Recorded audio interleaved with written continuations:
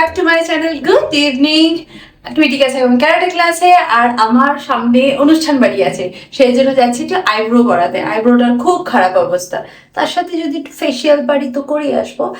আমার হাতে এখন টাইম আছে, এখন যে করাবে তার কাছে যদি পার্লারের টাইম ফাঁকা থাকে তাহলে করবো, কারণ এখন আমি অলরেডি লেট।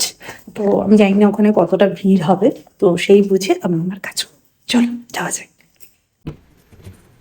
আজকে পার্লারে এত ভিড়, মানে শুক্রবার বলেই হয়তো এত ভিড়।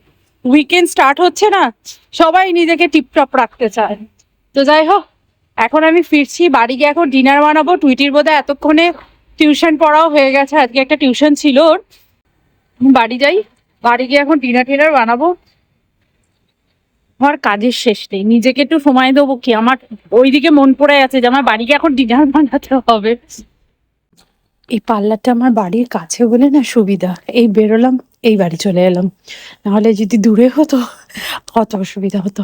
চলো যাই দেখি কি ডিনার বানানো যায়। ভাবছি একটু নুডলসই বানাবো, তাড়াতাড়ি হয়েও যাবে, আর একটা ভালো কিছুও খাওয়া হবে, আর হেলদি কিছুও হবে, কারণ আটা মেখে রুটি করে তরকারি করা। আমি পার্লার থেকে এসেছিলাম, সেই জন্য একটু মানে ফেসটা ক্লিন আপ করে এসেছি, তো সেই জন্য ভাবলাম আগুনের সামনে এখন দাঁড়াবো না। এই জন্য প্রান্তিক এখানে নুডলস রান্না করছে, আমি কেটে কুটে দিয়েছিলাম, বাকি সবকিছু ও সুন্দর করে রেডি করে নিয়েছে। বাট এখানে এগটাকে ফ্রাই করেছিল, এগটার সাথে ভুলে গেছে যেটা হয় আর কি। আর আমি একটু ফোন এসেছিল বলে কথা বলছিলাম, আর এদিকে দেখিনি। তো চলো আমি একটু এগটাকে দিয়ে ভালো করে একটু মিক্স টিক্স করে নিই, দিয়ে ইয়ামি ভালো হয়েছে, কিন্তু চাউমিনটা দেখতে দারুণ হয়েছে। চলো টেস্ট করে দেখি কেমন হয়েছে। ড্যাডি বানিয়েছে, আমি শুধু ইনগ্রেডিয়েন্টস গুলো জোগাড় করে দিয়েছি, ড্যাডি করেছে। Look at that, so yummy, right? এগিয়ে নাও, এগিয়ে নিয়ে খাও, ফেলে দিও না। দেখো তো কেমন হয়েছে, ভালো হয়েছে? খেয়ে দেখ তো, নুন টুন হয়েছে, ইয়ামি হয়েছে। একটু ব্লান্ট লাগছে। ইস, ড্যাডির সামনে বলিস না, ড্যাডি কত সুন্দর করে বানিয়েছে, আমার তো দেখে বেশ ভালোই লাগছে। নুন কম লাগছে? আচ্ছা আমি খেয়ে দেখি। দেখো তো, আমি রান্না টুইটি ধরতে পেরেছে চাউমিনে নুন কম হয়েছে, ওই জন্য বলছে আমি রান্না শিখে গেছি। রান্না শিখে গেছে। তাহলে নেক্সট ব্লগে তোমরা দেখবে রিতানিয়া ঘোষ রান্না করছে স্বরলিপি ছুরি। কেন? তাহলে টুইটির কি একটা চ্যানেল খুলে দেবো, রিতানিয়াস কুকিং চ্যানেল? না, আমি চ্যানেল খুলবো রিতানিয়াস ওয়ার্ল্ডে কি শুধু কুকিং থাকবে? বিভিন্ন রকম ফুড ব্লগিং? না, inter routine, go to school routine. ঠিক আছে, আগে পড়াশোনাটা কর, তাতেই আমি ধন্য। যাই হোক, হ্যাঁ একটু নুন কম হয়েছে, বাট ঠিক আছে, চলে যায়। ও যে বানিয়েছে এতেই আমি খুশি, সত্যি কথা বলছি, আমি এতেই খুশি। বউ ফেসিয়াল করে এসছে, সেই জন্য বর রান্না করে দিচ্ছে, এর থেকে ভালো কিছু আমি এক্সপেক্ট করি না। I am happy. ভালোই লাগতো, খুব নুন কম নয়, খাওয়া যায়, তাই না? এডিবল।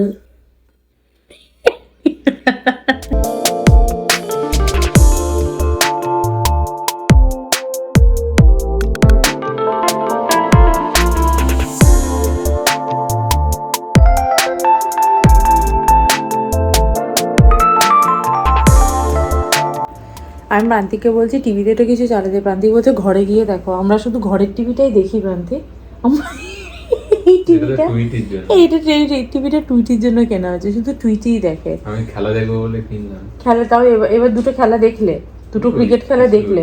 সময় কোথায় দেখ, টিভিটা কিনতে আমি মানা করেছিলাম, বললাম একটা ছোট দেখে টিভি কেন, না বড় টিভি কিনবো। সে আমাদের যে ইন্টেরিয়ার ছিল তাকে জিজ্ঞেস করছে, আমি যদি একটা বড় টিভি কিনি এই টিভি ইউনিটে কি ধরানো যাবে? টিভির শোরুমে দাঁড়িয়ে ফোন করেছিলাম, মনে আছে? ও বলছে হ্যাঁ ম্যাডাম, আপনি 65 ইঞ্চি পর্যন্ত কিনতে পারবেন। মানে ভাগ্যিস ওই 65টা আমি বলিনি, তাতেই 55 ওটা। এই আমাদের কানাডারটাও তো 50ই ছিল না ওটা, নাকি 50? তখন কি ছোট লাগতো না ওইটা? আসলে কানাডার ড্রয়িং রুমটা অনেক বড় ছিল, তো অনেক বড়, সেই জন্য এরকম অনেক বড় থেকে বেশি কিনলে বেরিয়ে যাবে। না এখন 65 ধরবে, আমাদের এখানে 65 পর্যন্ত ধরবে।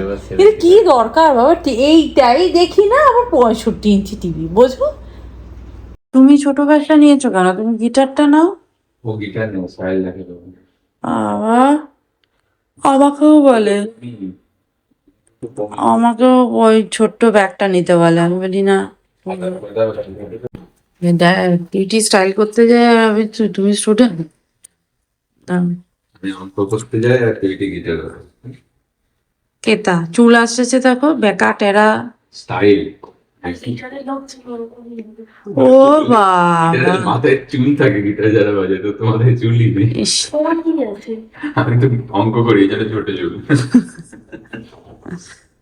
অঙ্কের মাস্টার মশাই। চল। টাটা।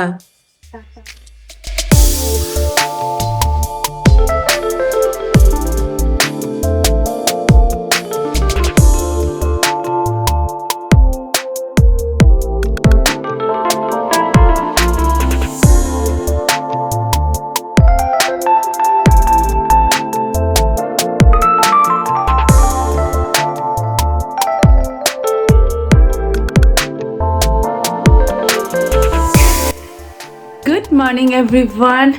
টুইটি গেল গিটার ক্লাসে, তারপর ওখান থেকে যাবে অ্যাবাকাস ক্লাসে। এই দিনে টুইটি নিজে নিজেই উঠে রেডি টেডি হয়ে যায়। প্রান্তিকে উঠে আজকের দিনে অন্তত ব্রেকফাস্টটাও বানিয়ে দেয়, কারণ আমার এই একটা দিন আমি একটু বেলা করে ঘুম থেকে উঠি, তারপর ওরা রেডি টেডি হয়ে বেরোয় যখন, তখন আমি উঠে পড়ি। তো যাই হোক, এই হচ্ছে ব্যাপার।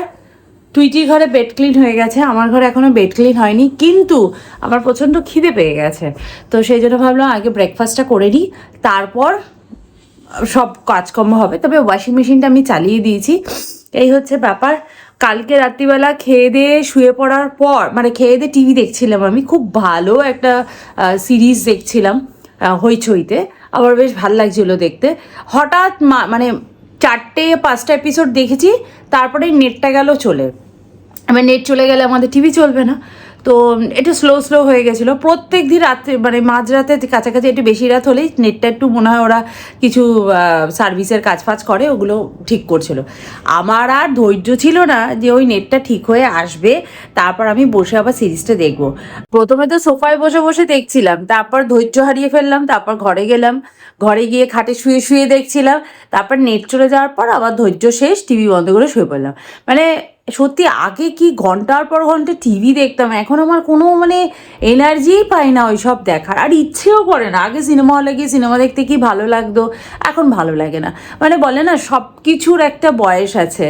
এখন যে জিনিসটা আমার করতে ইচ্ছা করে, সেটা 8-10 বছর পরে হয়তো আমার সেই জিনিসটা করতে ইচ্ছা করবে না। সুতরাং মন যা চায় সেটা সবসময় করো, কাউকে কোনো দিন ঠকিও না, কাউকে কোনো দিন কষ্ট দিও না।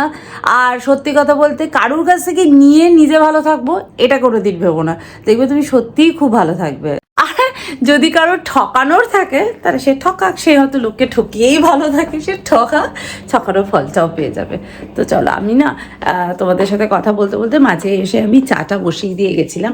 তো চা হয়ে গেছে, আমার না কফি খেতে একদম ইচ্ছে করছে না। আর আজকে বিকেলে অনেকগুলো কাজ আছে, আজকে আমার বেরোতেও হবে, তো সেটা বিকেলের ব্যাপার, বিকেলে ভাবা যাবে।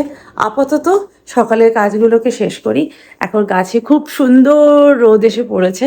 গাছগুলো যখন রোদ এসে পড়ে না, গাছগুলোকে দেখে মনে হয় ভীষণ হ্যাপি, সত্যি ওরা হ্যাপি হয়ে থাকে। এখন তো বোগনভিলিয়ার টাইম শেষ, প্রায় ফুল হওয়ার, তাও 1-2 হচ্ছে আর কি, এই যে এখানে হয়ে রয়েছে। তো এই দেখেই খুশি হই, হয়েছে তো, একগুচ্ছ হয়েছিল, ঝরে গেছে, এখন এইটুকুই বেঁচে আছে। তো মনে হচ্ছে সামনের দিকেও কিছু পাতা দেখছি ফুল হওয়ার মতন হয়ে রয়েছে। তো ঠিক আছে, হোক, কারণ এই টাইমে আর বোগনভিলিয়া হয় না, এরপর গাছটাকে ছেটে দেবো, দিয়ে নেক্সট ইয়ারের জন্য ওয়েট করব। যাই হোক, গাছগুলো এখন রোদ পেয়ে খুব হ্যাপি। কালকে আমি একটা বিগ টাচ করেছি বলতে পারো, একদম মানে বিভৎস বড় কাজ করে ফেলেছি। সেটা হচ্ছে আমার ওয়ার্ড্রপে এখানে যে আমি কোটস, সোয়েটার এগুলো রেখেছিলাম, সমস্ত আমি ভাঁজ করে ওপরে তুলে দিয়েছি, একদম সুন্দর করে সেভ করে। আর সামারে পরার যে কটনের যে টপ, বা এগুলো আছে সেগুলোকে আমি এখানে সাজিয়ে দিয়েছি। আর একটা কি দুটো জ্যাকেট এরকম হালকা ফুলকা আর কি একটা রেখে দিয়েছি, কারণ কোনো কোনো সময় না বিকেলবেলা একটু বাইরে হাঁটতে হাঁটতে গেলে তখন একটু ঠান্ডা ঠান্ডা লাগে। হ্যাঁ, ফুল স্লিপ পরলেও চলে, বাট তাও আমি একটা ধরো বাইরে কোথাও গেছি হাফ স্লিপ পরে গেছি, একটা সঙ্গে গাড়িতে নিয়ে নিলাম, তো সেটার জন্য আর দুটো হালকা জ্যাকেট আমি বাইরে রেখে দিয়েছি। আর এখানে সমস্ত সামারের যে জামাগুলো হয় না সেগুলো আমি রেখে দিয়েছি। এই যে এখানে আমার সমস্ত কটনের যে ফ্রকগুলো রয়েছে, ওয়ান পিসগুলো রয়েছে, সেগুলোকে আমি সুন্দর করে সাজিয়ে নিয়েছি। আর একটা জানো তো, কালকে আমাদের একটা ফার্স্ট প্রাইজ সেরিমনির একটা অনুষ্ঠান আছে, সেই বাচ্চাটার জন্য না একটা জামা কিনেছি। আমি তোমাদেরকে দেখাই, দেখো বাচ্চাটার অন্নপ্রাশন 6 মাসের অন্নপ্রাশন হচ্ছে, 6 মাসেই অন্নপ্রাশন করবে, তো সেই জন্য আমি একটু বড় দেখে একটা জামা কিনেছি। এই জামাটা কি কিউট, পিওর কটনের আর এত সুন্দর দেখতে, তুমি দেখো। জামাটা পছন্দ করেছে কিন্তু প্রান্তিক। আমি টুইটিকে না খুব চেয়েছিলাম একটা চেক্সের ওপর জামা পরাতে, আমি টুইটিকেও চেয়েছিলাম এরকম একটা চেক্সের ওপর জামা পরাতে, তবে পরিয়েছি। তবে বিশ্বাস করো তখন ইউএসএতে না এত সুন্দর ব্রাইট কালার, রেড কালারের জামা কাপড় বাচ্চাদের হয় না, ভীষণ সফট পিঙ্ক, বেজ কালার, এইসব কালারেরই জামা বেশি টুইটি পরেছে। তো যাই হোক, আমার এই জামাটা দেখে এত পছন্দ হয়েছে। স্পেশালি জানো এই জামাটার পছন্দ হওয়ার কারণ এত সুন্দর একটা বো দিয়েছে, বউটা এত কিউট, দেখো কি মিষ্টি, আর বাচ্চাটা খুব সুন্দর, বাচ্চা সুন্দরই হয় খুব বাট আমি তোমাদের আগে দেখবে একটা পার্টিতে ওকে আমি দেখিয়েছিলাম, ভীষণ কিউট। আর ওকে যখন এই রেড জামাটা পরবে আর মাথায় সুন্দর করে এই বোটা লাগাবে, মানে এটা হেয়ার ব্যান্ড আর কি লাগাবে, তখন কি মিষ্টিটাই না লাগবে। এই জামাটা আমি হপস্কচ থেকে কিনেছি, এই যে আমি হপস্কচ থেকে কিনেছি। আর জামাটা না একটু বড় সাইজের কিনেছি, আমি এখানে কিনেছি 9 থেকে 12 মাসের। সামারের টাইমের জন্য একদম পারফেক্ট, কাপড়টাও খুব ভালো। হপস্কচ ব্র্যান্ডে না বাচ্চাদের জামা এত ভালো পাওয়া যায়, এত ভালো পাওয়া যায়, কোনটা ছেড়ে কোনটা কিনবো এটাই বুঝে উঠতে পারি না। কি সুন্দর হয়েছে না? তোমাদের কেমন লেগেছে অবশ্যই কিন্তু কমেন্ট করে জানিও। তো চলো, এখন আমার অনেক কাজকর্ম আছে, এই সবগুলোকে একটু গুছিয়ে টুছিয়ে রাখি। বেডটাকেও ঠিকঠাক করে ক্লিন করা হয়নি, এগুলো ক্লিন করব। প্রান্তিক গেছে খাটের ওপর, দেখো টাওয়েল রেখে চলে গেছে, এই হচ্ছে ব্যাপার। তো চলো, আজকের ভিডিওটা তাহলে এখানেই এন্ড করছি, দেখা করবো নেক্সট ভিডিওতে। ততক্ষণের জন্য তোমরা খুব ভালো থেকো, সুস্থ থেকো আর লাইফটাকে এনজয় করো। Bye, see you in next video, by.